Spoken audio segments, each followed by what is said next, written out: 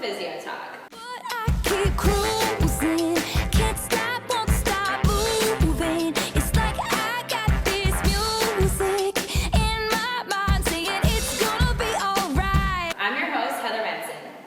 I'm Cordova. And I'm Shazia Alavi.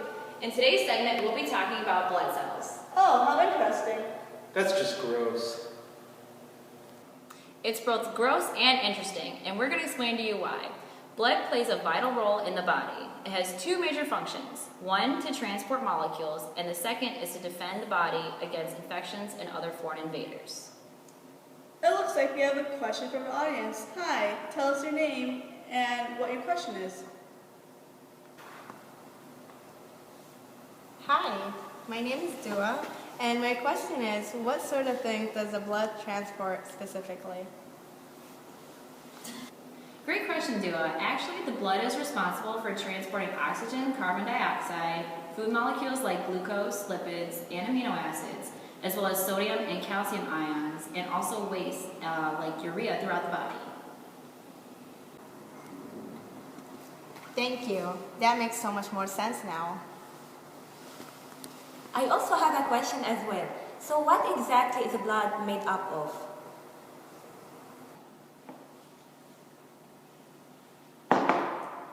Well, blood is suspended in watery plasma and has 7 types of cells and cell fragments. There are red blood cells, also known as erythrocytes, platelets or thrombocytes, and white blood cells, also known as leukocytes. All these various types of blood cells are produced in the bone marrow, which arise from a single type of cell called a hematopoietic stem cell. Wow, that's so cool. I never knew that before. All this talk about blood is making me nauseous. Alright, well maybe you'd feel better if you talked about red blood cells. Okay, I'll try. Red blood cells are also known as erythrocytes, and out of all the types of blood cells mentioned, red blood cells outnumber all of them. They have an average diameter of 7 micrometers.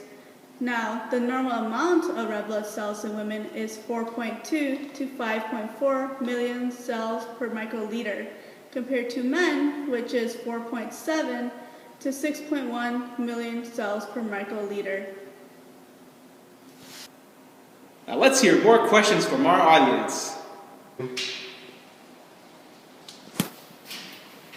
Hi, my name is Isla. My question is, are there any abnormal conditions related to red blood cell count?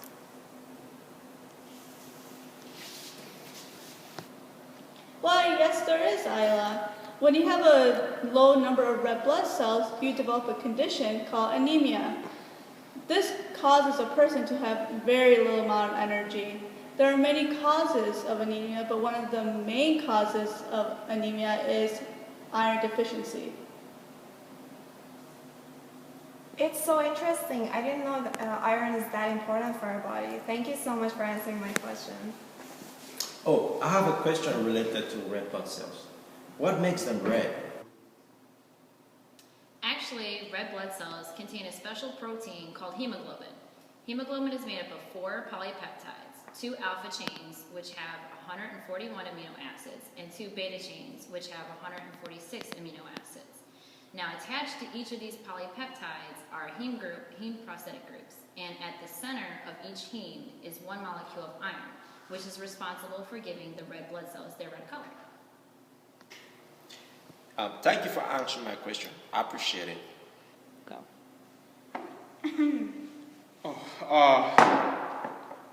Let's move our discussion on further and talk about white blood cells. To give you an idea of how many there are in the body, the ratio between white blood cells and red blood cells is 1 to 700. White blood cells participate in protecting the body from infection, and they're made up of lymphocytes, monocytes, and granulocytes.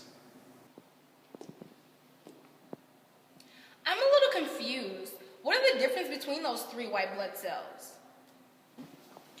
Great question, Latrice. Let me break it down for you. There's 2 common types of lymphocytes, the B and the T lymphocytes. B lymphocytes are known for making antibodies, and T lymphocytes have 3 different types of cells.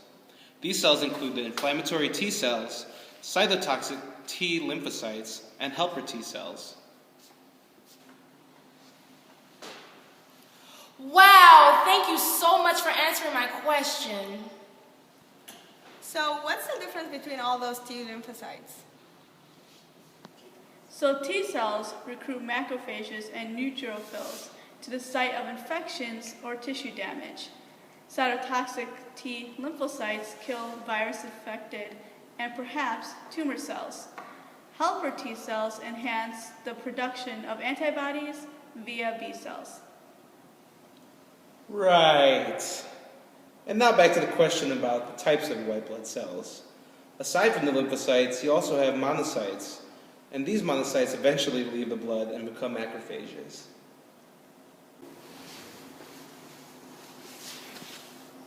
Could you explain the purpose of macrophage? Macrophages are large, motile, phagocytic cells that engulf foreign material that enter the body. So for example, foreign material could be dead or dying cells in the body, or cellular and extracellular debris such as extruded nucleus of a developing red blood cell. The third type of white blood cells is granulocytes, which are made up of neutrophils, eosinophils, and basophils. Okay, so why are these three granulocytes so important?